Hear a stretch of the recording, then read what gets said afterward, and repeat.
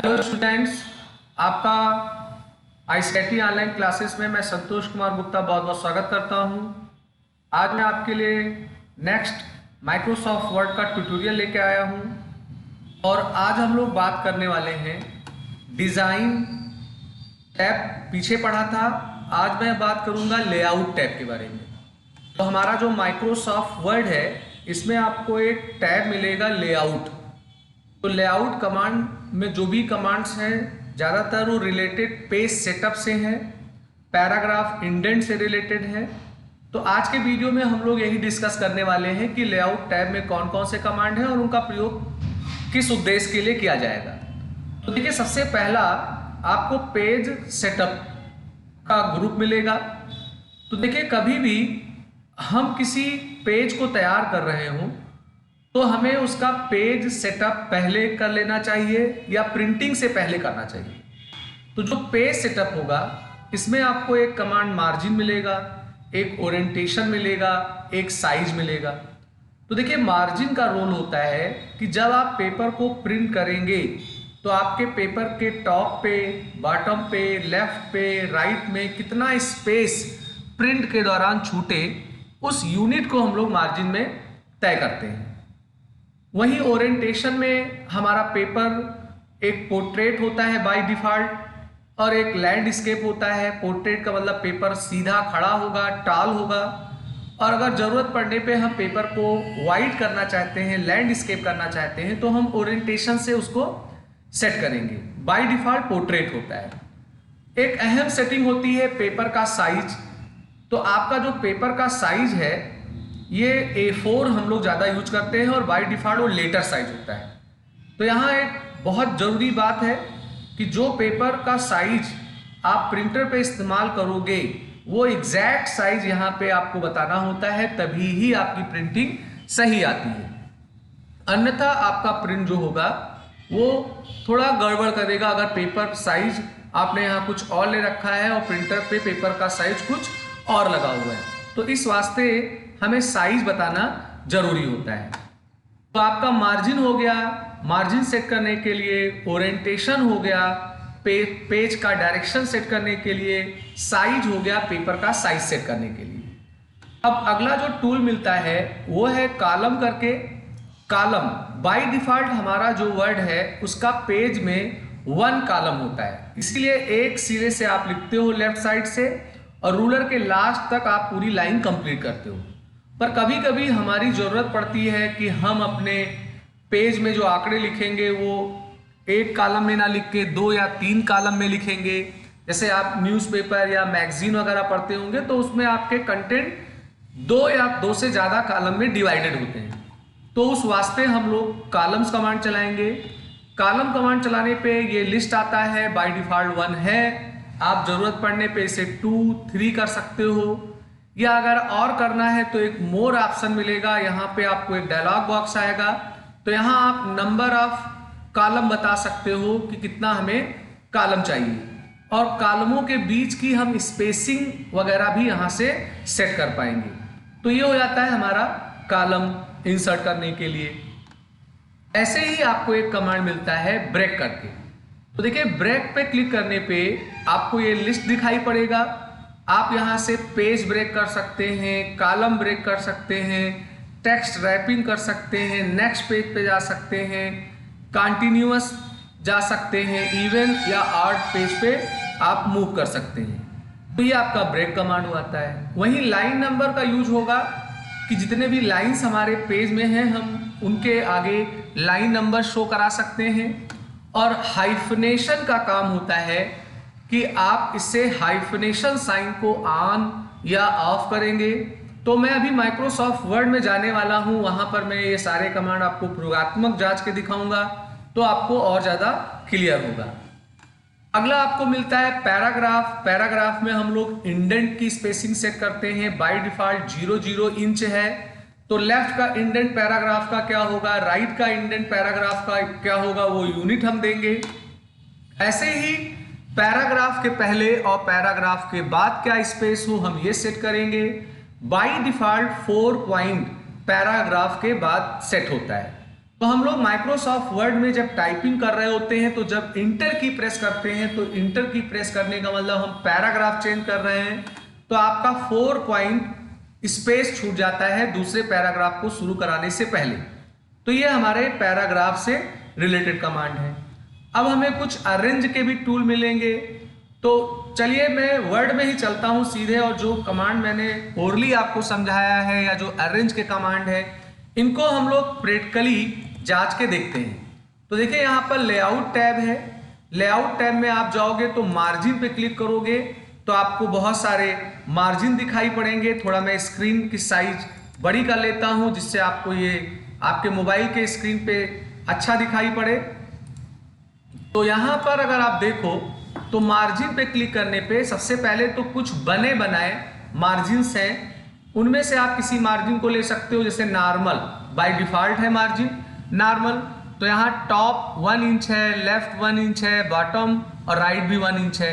अगर आप नैरो ले लेते हो तो नैरो लेने का मतलब ये हुआ कि इसका डिफॉल्ट होगा आधा इंच हो जाएगा। ऐसे मॉडरेट है, वाइट है, तो आप इनमें से किसी को पसंद करते हो तो उसको ले सकते हो, अन्यथा आप कस्टम मार्जिन पे चले आएंगे। कस्टम मार्जिन पे चले जाने पे पेज सेटअप का पूरा बॉक्स आ जाएगा। आप यहाँ मार्जिन से रिलेटेड जो भी काम करना चाहते हैं वो काम कर सकते हैं। और एक खास बात, यहाँ पर आपको ओरिएंटेशन भी मिल जाएगा। आप पेपर को पोर्ट्रेट या लैंडस्केप कैसा रखना चाहते हैं आप वो चीज यहाँ से निर्धारित कर सकते हैं। और आपको अलग से भी ओरिएंटेशन मिल रहा है। पोर्ट्रेट लैंडस्केप कर देंगे तो पेपर हमारा लैंडस्केप हो जाएगा, और अगर आप लैंडस्केप के बजाय पोर्ट्रेट करेंगे, डिफॉल्ट ये रहता है, तो पोर्ट्रेट हो जाएगा। साइज बाय डिफॉल्ट पेपर का साइज जो है वो लेटर होता है। यहाँ देखिए ये ऑन है। हम लोग जनरली A4 साइज को यूज करते हैं, तो यहाँ से हम लोग पेपर के साइज का निर्धारण करेंगे।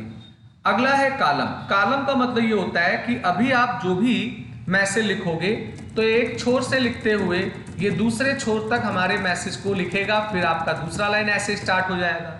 पर आप प्लान कर रहे हो कि हम अलग अलग कॉलम में अपने डेटा को लिखेंगे, डिवाइड करेंगे, तो ऐसे स्थिति में आप क्या करोगे, कॉलम में आओगे, कॉलम में 2, 3 या लेफ्ट राइट भी ले सकते हो, या मोर कॉलम में जाओगे तो एक डायलॉग बॉक्स आएगा।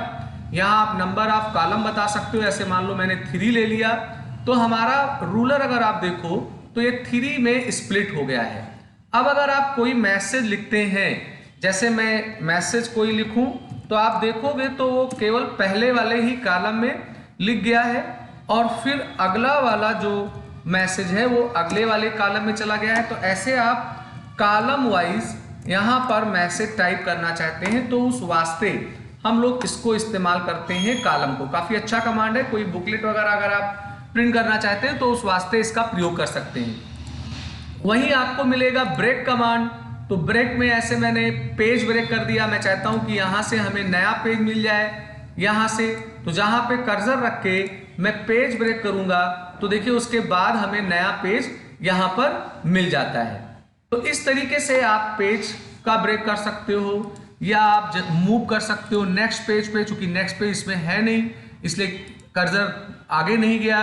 आप इवेंट पेज पे जा सकते हो, आप आर्ट पेज पे आ सकते हो। तो उस वास्ते हम लोग इन कमांड का प्रयोग करते हैं। अब अगला जो कमांड हमें मिलेगा वो मिलेगा हाइफनेशन करके। काफी अच्छा कमांड है हाइफनेशन।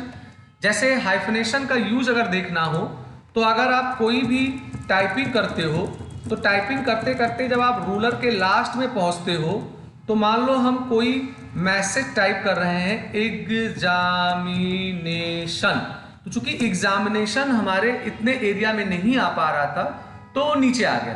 तो आप चाहते हो नीचे ना आए, जितना लेटर आ सकता आए, और डैश यानी हाइफन का निशान लगा के बाकी टेक्स्ट आगे लिख जाए।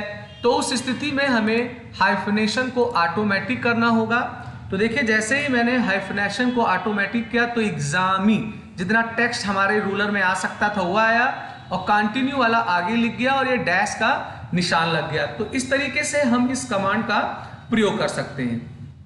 यहाँ अगर लाइन नंबर पे क्लिक कर देंगे तो आप देखेंगे कि जितनी लाइनें आपके पास थी उनके ऊपर लाइन नंबर आपको मिल जाएगा। यहाँ हम इंडेंट सेट करते हैं, जैसे लेफ्ट इंडेंट अभी हमारा यहाँ पर है हम चाहें तो यहाँ से भी इंडेंट को मूव कर सकते हैं। तो देखिए हमारा मैसेज जा रहा है आगे, आप यहाँ से भी लेफ्ट और राइट इंडेंट को सेट कर सकते हैं। और ये पैराग्राफ के पहले और पैराग्राफ के बाद कितना स्पेस हो उसकी सेटिंग के लिए हम लोग इसका इस्तेमाल करते हैं। तो ये आपका हो जाता है पैराग्राफ। अब अगर आप देखो तो एक अरेंज टूल हमारे पास आ रहा है। तो अरेंज टूल का प्रयोग करने के लिए मैं कुछ मैसेज टाइप कर लेता हूं और फिर उसी में ही मैं आपको यूज करके दिखाता हूं कि अरेंज का क्या बेनिफिट होता है। जैसे ये पैराग्राफ लिखा हुआ है, मैं प्लान कर रहा हूं कि यहाँ बीच में कोई एक हाईलाइटेड पैराग्राफ लिखना है। तो मैंने पिछले वीडियो में आपको बताया था इंसर्ट में टेक्स्ट बॉक्स कमांड होता है। आप टेक्स्ट बॉक्स को ले लीजिए और यहाँ से आप ड्रा टेक्स्ट बॉक्स लीजिए और जितने एरिया में आप चाहते हो टेक्स्ट बॉक्स बनाना वो ले लीजिए। अब मान लेते हैं कि इसमें हमने कोई एक पैराग्राफ ऐसे टाइप कर दिया। तो अगर आप देखो तो इसके बैक साइड पे जो मैसेज था वो छिप गया। तो अभी आप आ जाओ लेआउट में, तो लेआउट में पोजीशन मिलेगा। तो आप पोजीशन पे देखिए, ये कर रहा हूं तो देखिए ये टॉप पे आपका आ जा रहा है, ये कर रहा हूं तो बीच में आ जा रहा है, ये सेंटर में नीचे आ जाएगा। तो मैंने यहाँ पे मान लेते हैं ये वाला ले लिया, तो हमारा टेक्स्ट बॉक्स यहाँ पर देखिए अरेंज हो गया। उस वास्ते हम लोग यहाँ पे पोजीशन सेट करते हैं। उसके अलावा आपका यहाँ पे ब्रिंग फॉरवर्ड है, ब्रिंग बैकवर्ड है। इसका यूज ये होता है कि अगर आपने मान लेते हैं कि कोई यहाँ पर ऑब्जेक्ट इंसर्ट कर लिया। ऑब्जेक्ट इंसर्ट करने के लिए चलिए मैं शेप का ही इस्तेमाल करता हूँ। जैसे मान लेते हैं कि मैंने एक शेप यहाँ बना दिया, एक शेप फिर मैं बना देता हूँ। तो जब कम से कम 2 ऑब्जेक्ट आपके पास होंगे तब आप अरेंज का यूज कर पाएंगे। ये देखिए, तो अगर आप देखो तो हमारा पहला वाला शेप पीछे जा रहा है। तो मैं चाहता हूं कि जो पहला वाला शेप है वो हमारा आगे आ जाए। तो ब्रिंग फॉरवर्ड करने पे वो फ्रंट पे आ जाएगा, बैकवर्ड करने पे बैक पे चला जाएगा। इसमें ऑप्शन भी आता है कि 1 by 1 करना है कि 1 by 1 ना करके सीधे उसे फॉरवर्ड कर देना है। उसके लिए इस कमांड का इस्तेमाल किया जाएगा। सिलेक्शन पैन पे क्लिक करने पे आपको साइड में एक पैन खुल जाएगा। हमारे पास 2 ऑब्जेक्ट है, मैं जिस पे क्लिक करूंगा फ्रिक्वेंटली वो ऑब्जेक्ट हमारा सेलेक्ट हो जाएगा। यहाँ अगर हम बात करें तो एक अलाइनमेंट टूल भी हमें मिलता है। तो अगर आप अलाइनमेंट पे आएंगे, सेंटर कर दिया तो देखिए ये सेंटर हो गए, मैंने राइट कर दिया तो ये राइट हो गए, अगर मैं टॉप कर दूं तो ये टॉप पे हो जाएंगे। इस तरीके से हम इनका अलाइनमेंट कर सकते हैं। ग्रुप में दोनों ऑब्जेक्ट सेलेक्ट है, देखिए दोनों का मैंने ग्रुप बना दिया तो दोनों एक ऑब्जेक्ट के रूप में हो गए और यहीं से ही मैं इसे अनग्रुप करूंगा तो ये अलग अलग हो जाएंगे। ऐसे इस ऑब्जेक्ट को आप यहां से रोटेट भी कर सकते हैं। तो इतने कमांड हमारे लेआउट टैब में हैं, इनको आप यूज करिए। ये स्पेशली पैराग्राफ सेटिंग के लिए और हमारे पेज सेटअप के लिए ये ज़्यादा यूजफुल होते हैं, तो आप इन्हें यूज करिएगा। अगर आपको कोई समस्या होगी तो आप कमेंट के जरिए जरूर पूछिएगा। तो मैं उम्मीद करता हूं कि आज का वीडियो आपको अच्छा लगा होगा। अगर मेरा वीडियो आपको पसंद आया तो इसे लाइक करिए, शेयर करिए, सब्सक्राइब बटन पर क्लिक करके बेल आइकन को जरूर लिया करिए, जिससे मैं कोई नया वीडियो बनाऊं तो उसका अलर्ट आपको तुरंत मिल जाया करे। आज का वीडियो मैं ही समाप्त कर रहा हूं। आपका दिन